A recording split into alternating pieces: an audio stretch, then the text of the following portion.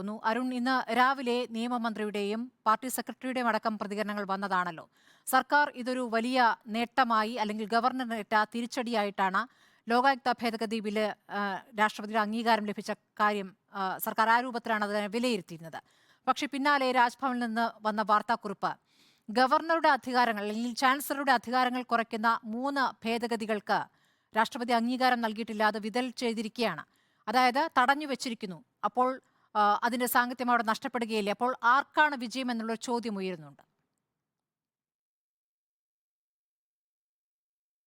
ഇവിടെ നിയമസഭ പാസാക്കിയ ബില്ലുകൾ കൃത്യമായി ഗവർണർക്ക് അയച്ചാൽ ഒന്നുകിൽ ആ ബില്ലുകൾക്കുമേൽ അസന്റ് കൊടുത്ത് പെട്ടെന്ന് തീരുമാനമെടുക്കണം, അല്ലെങ്കിൽ നിയമസഭയ്ക്ക് തിരിച്ചയക്കാം, അല്ലെങ്കിൽ രാഷ്ട്രപതിക്ക് അയക്കാം. ഇതായിരുന്നു ഭരണഘടന പ്രകാരം ചെയ്യാൻ കഴിയുക, ആർട്ടിക്കിൾ 200 പ്രകാരം. എന്നാൽ കേരളത്തിന്റെ ഗവർണർ മറ്റു പല സംസ്ഥാനങ്ങളിൽ BJP ഇതര സംസ്ഥാനങ്ങളിലെ ഗവർണർമാർ ചെയ്യുന്നത് പോലെ ബില്ലുകൾക്ക് മേൽ കാത്തിരിക്കുന്ന അടയിരിക്കുന്ന സാഹചര്യമുണ്ടായി. ഏകദേശം 2-2.25 വർഷം വരെ ചില ബില്ലുകൾ ഒപ്പിടാതെ സൂക്ഷിക്കുമ്പോഴും പലതവണ ആവശ്യപ്പെട്ടിട്ടും ആ ബില്ലുകൾ നിയമമാക്കാൻ തയ്യാറാതെ വന്നപ്പോഴാണ് പരമോന്നത നീതിപീഠമായ സുപ്രീം കോടതിയിൽ സമീപിക്കാൻ കേരള ഗവൺമെന്റ് തീരുമാനിച്ചത്. അന്ന് പലരും ചോദിച്ചു, ഗവർണർക്കെതിരെ സുപ്രീം കോടതി പോയ കേസ് നിൽക്കുമോ എന്ന് ചോദിക്കുന്ന സാഹചര്യമുണ്ടായി. 3 തവണ സുപ്രീം കോടതി കമന്റുകൾ പറഞ്ഞു. ഒന്ന്, തീ കൊണ്ട് തലചൊറിയരുത് എന്ന് പറഞ്ഞു ഗവർണറോട്. 2, ബില്ലുകൾക്കുമേൽ അടയിരിക്കുന്നവരാകരുത് ഗവർണർമാർ എന്ന് പറഞ്ഞു. 3ാമത് പറഞ്ഞു, ജനങ്ങൾ അയക്കുന്ന ജനപ്രതിനിധിയേക്കാൾ മുകളിലല്ല ഗവർണർമാർ എന്ന് മനസ്സിലാക്കണമെന്ന് പറഞ്ഞു. സുപ്രീം കോടതി സുപ്രധാനമായ നിരീക്ഷണങ്ങൾക്ക് ശേഷം കേസ് പരിഗണിച്ചതിന്റെ തലേദിവസമാണ് ഒരു ബില്ലിൽ ഒപ്പിട്ടു 7 ബില്ലുകൾ രാഷ്ട്രപതിക്ക് അയക്കുന്ന സാഹചര്യമുണ്ടായി. രാഷ്ട്രപതിക്ക് അയക്കേണ്ട ബില്ലുകൾ അത് ഏതെല്ലാം തരത്തിലുള്ള ബില്ലുകളാണ് എന്നതിനെ കുറിച്ച് കൃത്യമായിട്ട് തന്നെ ഇന്ത്യയുടെ ഭരണഘടന പറയുന്നുണ്ട്. ഒന്ന്, സാധാരണ ബില്ലുകൾ പാസ്സാക്കുമ്പോൾ ഇന്ത്യൻ ഭരണഘടനയ്ക്ക് എതിരായിട്ടുള്ള നിയമനിർമ്മാണം, ഭരണഘടനാ വ്യവസ്ഥയ്ക്ക് എതിരായിട്ടുള്ള നിയമനിർമ്മാണം, അതോടൊപ്പം തന്നെ പാർലമെന്റ് പാസാക്കിയ ഏതെങ്കിലും നിയമവുമായി ബന്ധപ്പെട്ടുകൊണ്ട് കോൺട്രഡിക്ടറി ആയിട്ടുള്ള നിയമം സംസ്ഥാന ഗവൺമെന്റുകൾ പാസാക്കിയാൽ, അതോടൊപ്പം തന്നെ യൂണിയൻ ലിസ്റ്റിൽപ്പെട്ട 7th ഷെഡ്യൂളിൽപ്പെട്ട യൂണിയൻ ലിസ്റ്റിൽപ്പെട്ട കാര്യങ്ങളിൽ സംസ്ഥാന ഗവൺമെന്റ് നിയമനിർമ്മാണം നടത്തിയാൽ, ഈ സാഹചര്യം ഉണ്ടെങ്കിൽ മാത്രമാണ് സംസ്ഥാന നിയമസഭ പാസാക്കിയ ബില്ലുകളിൽ ഗവർണർമാർ ഏതെങ്കിലും തരത്തിൽ വൈകിപ്പിക്കുന്ന സാഹചര്യമുള്ളത്. അപ്പൊ ഭരണഘടനാ വിരുദ്ധമായി കേരളത്തിന്റെ ഗവർണർ പ്രവർത്തിക്കുന്ന സാഹചര്യം വന്നപ്പോഴാണ് സുപ്രീം കോടതിയെ സമീപിക്കേണ്ടി വന്നത്, നിയമ പോരാട്ടം നടത്തേണ്ടി വന്നത്. ആ സാഹചര്യത്തിൽ ലോകായുക്തയുമായി ബന്ധപ്പെട്ടുള്ള നിയമങ്ങളടക്കം 8 നിയമങ്ങൾ 8-ൽ 7 എണ്ണം രാഷ്ട്രപതിക്ക് അയക്കുന്ന സാഹചര്യം ഉണ്ടായത്.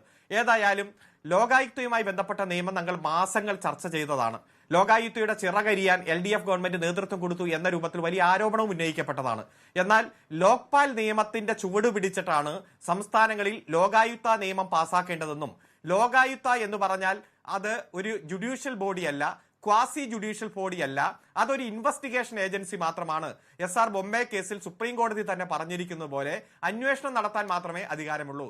അന്വേഷണം നടത്താനും ശിക്ഷ റെക്കമെൻഡ് ചെയ്യാനും ശിക്ഷ വിധിക്കുവാനും അധികാരമുള്ള ഒരു ഏജൻസി അല്ല ലോകായുക്ത എന്നതുകൊണ്ട് തന്നെ അവരുടെ റെക്കമെൻഡേഷന്റെ ഭാഗമായി ഏതെങ്കിലും ജനപ്രതിനിധിയെ അസാധുവാക്കാൻ, അവരെ അധികാരത്തിൽ നിന്ന് ഇല്ലായ്മ ചെയ്യാൻ ഉള്ള അധികാരം ഭരണഘടനാ വിരുദ്ധമാണ് എന്നതാണ് ഏറ്റവും ഗൗരവമായി പരിശോധിച്ചത്. ഇന്ത്യയിലെ നിയമപ്രകാരം റെപ്രസെന്റേഷൻ ഓഫ് പീപ്പിൾ ആക്ട് പ്രകാരം മാത്രമേ ജനങ്ങൾ തെരഞ്ഞെടുത്ത ഒരു ജനപ്രതിനിധിയെ അയോഗ്യനാക്കാൻ അധികാരമുള്ളൂ. അപ്പോൾ സംസ്ഥാന ഗവൺമെന്റ് പാസാക്കുന്ന ഒരു സ്റ്റാറ്റ്യൂട്ടിന്റെ ഭാഗമായി ജനങ്ങൾ തെരഞ്ഞെടുത്ത ജനപ്രതിനിധികളെ അസാധുവാക്കാൻ പാകത്തിനുള്ള നിയമവ്യവസ്ഥകൾ ലോകായുക്ത നിയമത്തിൽ ഉൾപ്പെട്ടാൽ അത് ഭരണഘടനാ വിരുദ്ധമാണ്.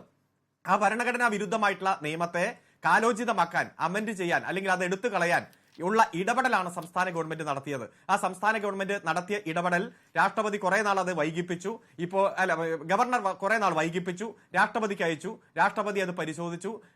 ശരിക്കും കേന്ദ്രത്തിന്റെ ആഭ്യന്തര മന്ത്രാലയം അടക്കം പരിശോധിച്ചതിന്റെ ഭാഗമായിട്ട് അതിന് അസന്റ് നൽകിയിരിക്കുകയാണ്. ഏതായാലും ലോകായുക്ത നിയമവുമായി ബന്ധപ്പെട്ടുകൊണ്ട് കേരളത്തിൽ ഇടതുപക്ഷ ജനാധിപത്യ മുന്നണി നടത്തിയ നിയമ ഭേദഗതി സാധുവാണെന്ന് തെളിയിക്കപ്പെടുന്ന സാഹചര്യമാണ് വന്നത്. എന്നോട് ചോദിച്ച ചോദ്യം, അതിനുശേഷം രാജ്ഭവൻ പുറത്തിറക്കിയ പത്രക്കുറിപ്പിൽ 2-3 നിയമങ്ങൾ രാഷ്ട്രപതി തടഞ്ഞു വെച്ചിരിക്കുകയാണ് എന്ന രൂപത്തിലുള്ള ഒരു പത്രക്കുറിപ്പ് വന്നു. അത് ആധികാരികമായിട്ട് ഒരു വിവരവും സംസ്ഥാന ഗവൺമെന്റിന് കിട്ടിയിട്ടില്ല. ഏതായാലും ഈ വിഷയം പരമോന്നത നീതിപീഠത്തിൽ പെൻഡിംഗാണ്. ഗവർണർ തീരുമാനമെടുക്കേണ്ട. രാജ്ഭവന്റെ വാർത്താക്കുറിപ്പിനെ അവിശ്വസിക്കുന്നുണ്ടോ? അല്ല, ഞാൻ പറഞ്ഞത് രാജ്ഭവന്റെ വാർത്താക്കുറിപ്പ് ഏതായാലും രാജ്ഭവൻ ഇറക്കി, ഗവൺമെന്റിന് അതിന്റേതായിട്ടുള്ള യാതൊരു അറിയിപ്പും കിട്ടിയിട്ടില്ല എന്നതാണ് ഞാൻ പറഞ്ഞത്. പക്ഷെ അതിൽ ഈ വിഷയം പരമോന്നത നീതിപീഠത്തിൽ കേരള ഗവൺമെന്റ് കൊടുത്ത കേസിന്റെ ഭാഗമായി പരിഗണനാ വിഷയമാണ്. ഗവർണർ ഒപ്പിടേണ്ട ബില്ല് രാഷ്ട്രപതിക്ക് അയച്ച ആ സാഹചര്യം അടക്കം ഇപ്പോൾ സുപ്രീം കോടതിയിൽ നിലനിൽക്കുന്ന കേസിൽ ചലഞ്ച് ചെയ്തിരിക്കുകയാണ്. കാരണം ഗവർണർ തീരുമാനമെടുക്കേണ്ടത് ഗവർണറാണ് തീരുമാനമെടുക്കേണ്ടത്, അത് രാഷ്ട്രപതിക്ക് അയക്കേണ്ട സാഹചര്യം പോലും ഇല്ല. അതുകൊണ്ട് നിലനിൽക്കുന്ന കേസ് സുപ്രീം കോടതി നിലനിൽക്കുന്ന കേസിലും ഇപ്പോൾ സുപ്രീം കോടതി പറഞ്ഞിട്ടുള്ളത് അപ്പോഴാണ് ആ വിമർശനം വന്നപ്പോഴാണ് രാഷ്ട്രപതിക്ക് അയക്കുന്ന നടപടിയിലേക്ക് ഗവർണർ കടന്നത്. അതിന് ശേഷം നടന്നിരിക്കുന്ന നടപടിക്രമങ്ങൾ എന്നുള്ളത് ഇപ്പോൾ മൂന്ന് പ്രധാനപ്പെട്ട കാര്യങ്ങൾ എന്ന് പറയുന്നത് ചാൻസലറുടെ അധികാരങ്ങൾ എടുത്തു കളയുന്ന 3 ബില്ലുകളാണല്ലോ. ആ 3 ബില്ലുകളാണ് ഇപ്പോൾ തടഞ്ഞു വെച്ചിരിക്കുന്നത്. അതൊരു വിജയമായി ഗവർണർ അല്ലെങ്കിൽ ചാൻസലർ കാണുകയാണ്. അതിന്മേൽ അടുത്ത നടപടികളിലേക്ക് കടക്കാൻ നിങ്ങൾ എന്തൊക്കെയാണോ എതിർക്കുന്നത് ആ നടപടികളിലേക്ക് കടക്കുകയുമാണ്. അപ്പോ അല്ല, ഗവർണർ അത് ഏത് രൂപത്തിലും കണ്ടോട്ടെ. ഗവൺമെന്റ് അതിൽ ഇടപെടാൻ തീരുമാനിച്ചത് അത് ശരിക്കും പറഞ്ഞാൽ വിദ്യാഭ്യാസ മേഖല, പ്രത്യേകിച്ച് സർവകലാശാലകളെല്ലാം സ്റ്റേറ്റ് ലിസ്റ്റിൽപ്പെട്ട കാര്യങ്ങൾ തന്നെയാണ്. എല്ലാ സ്റ്റേറ്റിലും ആര് വേണം ചാൻസലർ എന്ന് തീരുമാനിക്കുന്നത് സംസ്ഥാന നിയമസഭ തന്നെയാണ്. ഒരു കാര്യം കൂടെ പറഞ്ഞ് അവസാനിപ്പിക്കാം. ഇപ്പോൾ ഗവർണർ ആകാനുള്ള യോഗ്യത എന്താണ്? ഇന്ത്യൻ പൗരനായിരിക്കണം, 35 വയസ്സ് വേണം. ഒരു വിദ്യാഭ്യാസ യോഗ്യതയും ഗവർണറെ നിശ്ചയിക്കുന്ന കാര്യത്തിൽ ഇന്ത്യയുടെ ഭരണഘടന മുന്നോട്ട് വച്ചിട്ടില്ല. ഈ ഗവർണർ തന്നെ എല്ലാ സർവകലാശാലകളുടെയും ചാൻസലർ ആകണമെന്ന് പറയുമ്പോൾ വിദ്യാഭ്യാസ യോഗ്യത ഒരു മാനദണ്ഡമല്ലാതെ ഒരൊറ്റ വിദ്യാഭ്യാസം ഒരു സ്കൂളിൽ പോലും പോയിട്ടില്ല എങ്കിൽ പോലും ഒരാൾക്ക് ചാൻസലറായിട്ട് പ്രവർത്തിക്കാൻ കഴിയും. അതുകൊണ്ട് സംസ്ഥാന ഗവൺമെന്റിന് തീരുമാനിക്കാം ആരാണ് ഏത് മേഖലയിലുള്ളവരാണ് സർവകലാശാലയുടെ ചാൻസലർ. ഗവർണറുടെ വിദ്യാഭ്യാസ യോഗ്യതയല്ലല്ലോ നിങ്ങളുടെ വിഷയം. നിങ്ങളെ സംബന്ധിച്ച് രാഷ്ട്രീയമാണ്, അപ്പുറത്തും രാഷ്ട്രീയം കളിക്കുന്നുണ്ട് എന്നുള്ള കാര്യം യാഥാർത്ഥ്യമാണ്. അപ്പോഴും രാഷ്ട്രപതി എടുത്ത തീരുമാനം തിരിച്ചടിയല്ലേ എന്നൊരു ചോദ്യം ഉണ്ടായിരുന്നു. അതിനുള്ള മറുപടി തരൂ. ഇല്ല, ഞാൻ ഏതെങ്കിലും ഒരു ഗവർണറുടെ വിദ്യാഭ്യാസ യോഗ്യത മനസ്സിൽ വെച്ചുകൊണ്ടല്ല പറഞ്ഞത്. ഞാൻ കോമൺ ആയിട്ടാണ് പറഞ്ഞത്. വിദ്യാഭ്യാസ യോഗ്യത പോലും മാനദണ്ഡമല്ലാത്ത ഒരു പൊസിഷനാണ് ഗവർണർ. അപ്പൊ ആ ഗവർണർമാർ എല്ലാം ചാൻസലറായി പ്രവർത്തിച്ചേ പറ്റൂ എന്ന് ചാൻസലർ തന്നെ അല്ലെങ്കിൽ ഗവർണർ തന്നെ നിർബന്ധം പിടിക്കുകയാണ്. സംസ്ഥാന ഗവൺമെന്റ് സംസ്ഥാന വിഷയമാണ് എന്നതുകൊണ്ട് തന്നെ സ്റ്റേറ്റ് ലിസ്റ്റിൽ ആര് വേണം എങ്ങനെ വേണമെന്ന് തീരുമാനിക്കാൻ സംസ്ഥാന ഗവൺമെന്റുകൾക്കുണ്ട്. ആ ബില്ല് സംസ്ഥാന ഗവൺമെന്റിന്റെ നിയമസഭ പാസാക്കിയ ബില്ലിൽ ഗവർണർ തീരുമാനമെടുക്കണം.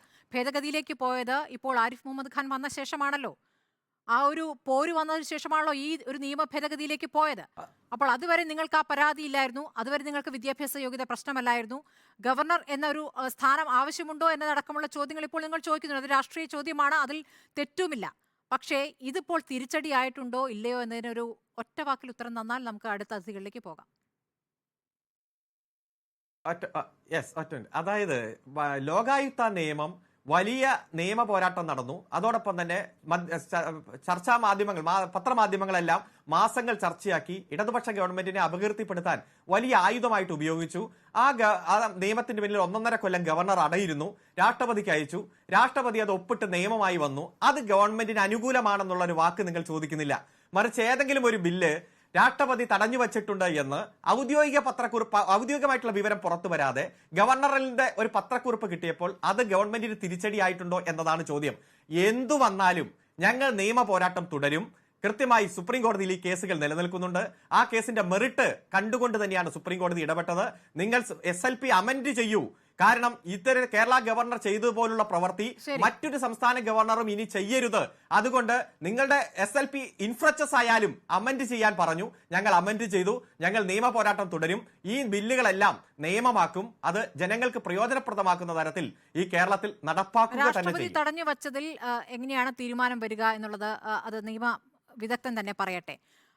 ഞാൻ